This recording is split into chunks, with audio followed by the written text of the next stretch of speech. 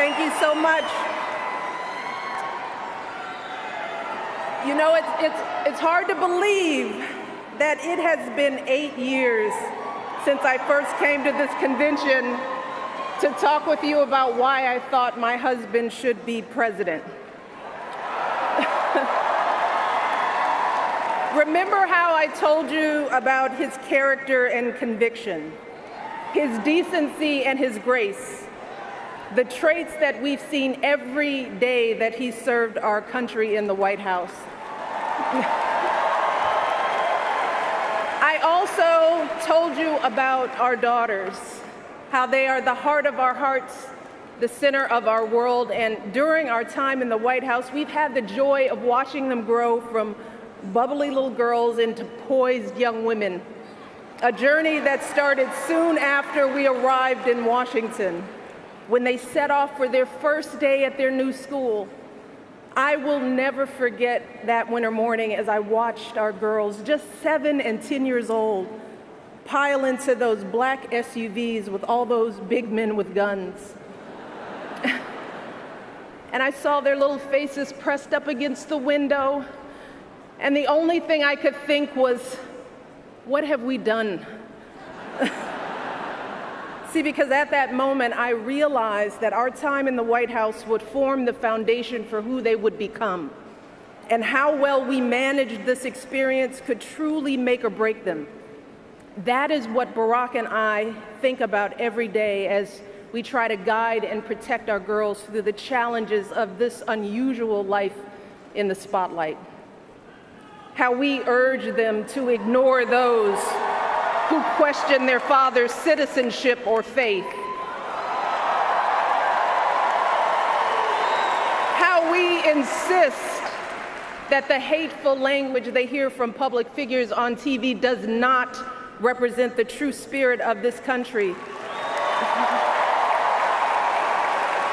How we explain that when someone is cruel or acts like a bully, you don't stoop to their level. No, our motto is, when they go low, we go high.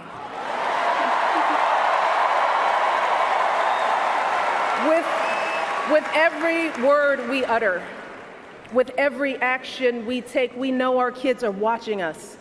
We as parents are their most important role models. And let me tell you, Barack and I take that same approach to our jobs as President and First Lady, because we know that our words and actions matter, not just to our girls, but to children across this country. Kids who tell us, I saw you on TV, I wrote a report on you for school. Kids like the little black boy who looked up at my husband, his eyes wide with hope, and he wondered, is my hair like yours? And make no mistake about it, this November when we go to the polls, that is what we're deciding. Not Democrat or Republican, not left or right. No, in this election and every election is about who will have the power to shape our children for the next 4 or 8 years of their lives.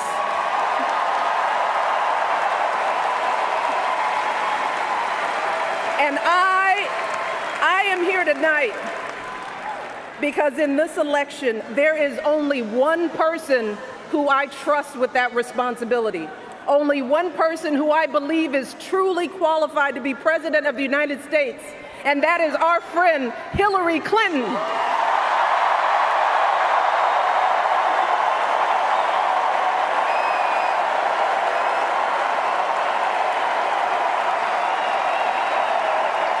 That's right. See, I trust Hillary to lead this country because I've seen her lifelong devotion to our nation's children. Not just her own daughter, who she has raised to perfection, but every child who needs a champion. Kids who take the long way to school to avoid the gangs. Kids who wonder how they'll ever afford college. Kids whose parents don't speak a word of English but dream of a better life. Kids who look to us to determine who and what they can be. You see, Hillary has spent decades doing the relentless, thankless work to actually make a difference in their lives. Advocating for kids with disabilities as a young lawyer, fighting for children's health care as First Lady, and for quality child care in the Senate. And when she didn't win the nomination 8 years ago, she didn't get angry or disillusioned.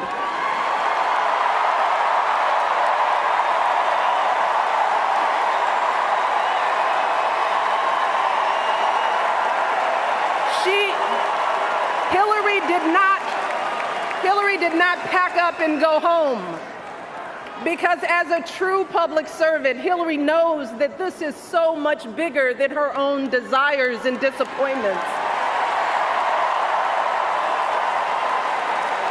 So she proudly stepped up to serve our country once again as Secretary of State, traveling the globe to keep our kids safe.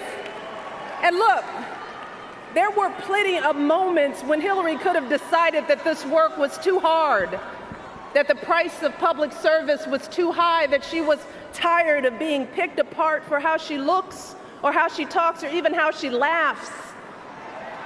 But here's the thing.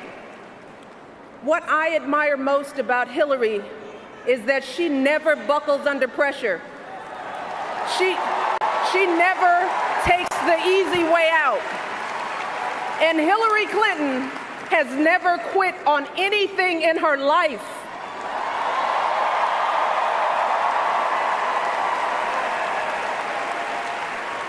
And when I think about the kind of president that I want for my girls and all our children, that's what I want.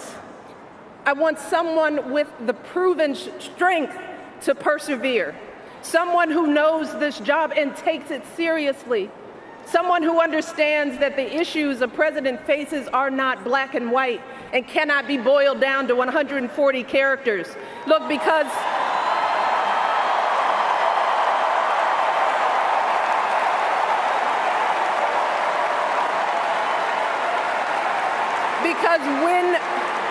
when you have the nuclear codes at your fingertips and the military in your command, you can't make snap decisions.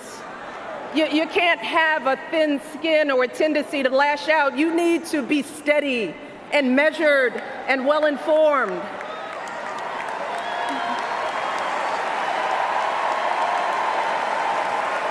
I want a president with a record of public service, someone whose life's work shows our children that we don't chase fame and fortune for ourselves. We fight to give everyone a chance to succeed.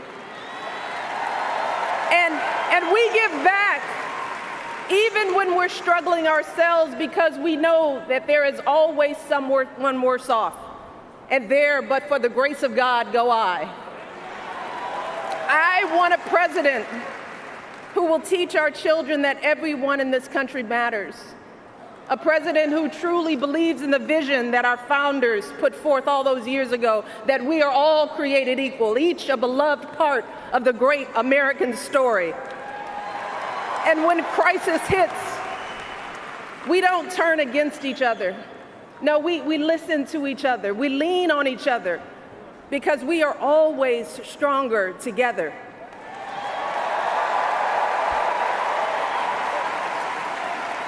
And I am here tonight because I know that that is the kind of president that Hillary Clinton will be. And that's why in this election, I'm with her.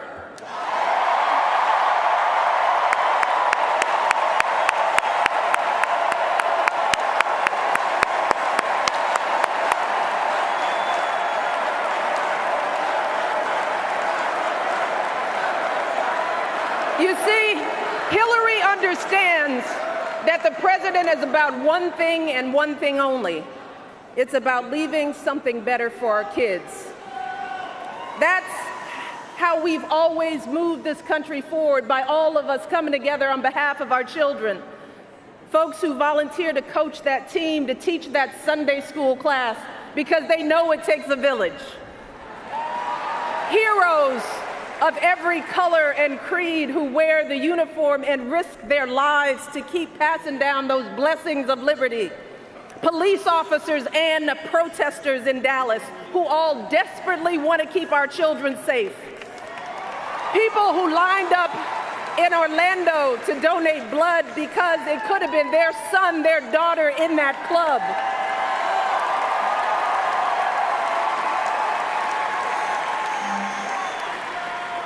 Leaders like Tim Kaine,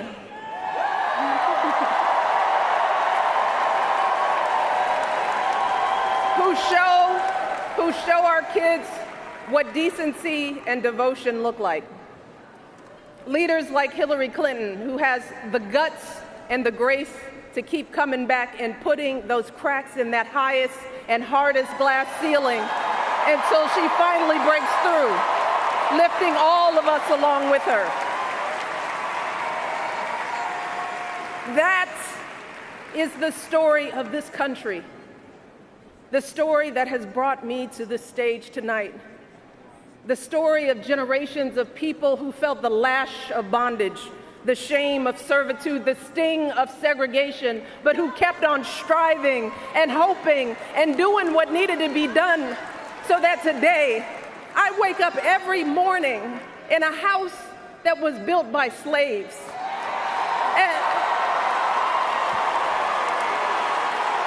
And I watch my daughters, two beautiful, intelligent black young women, playing with their dogs on the White House lawn.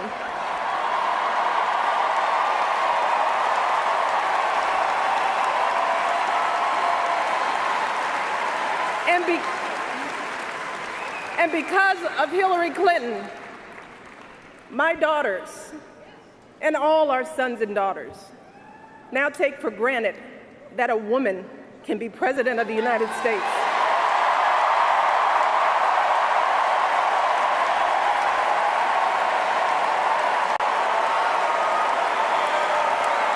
So look,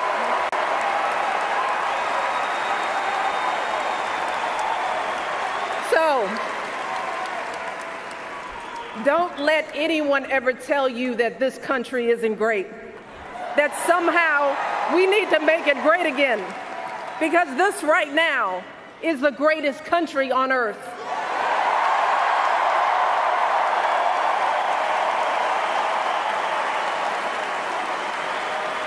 And as my daughters prepare to set out into the world, I want a leader who is worthy of that truth, a leader who is worthy of my girls' promise and all our kids' promise, a leader who will be guided every day by the love and hope and impossibly big dreams that we all have for our children. So in this election, we cannot sit back and hope that everything works out for the best. We cannot afford to be tired or frustrated or cynical. No, hear me. Between now and November, we need to do what we did 8 years ago and 4 years ago.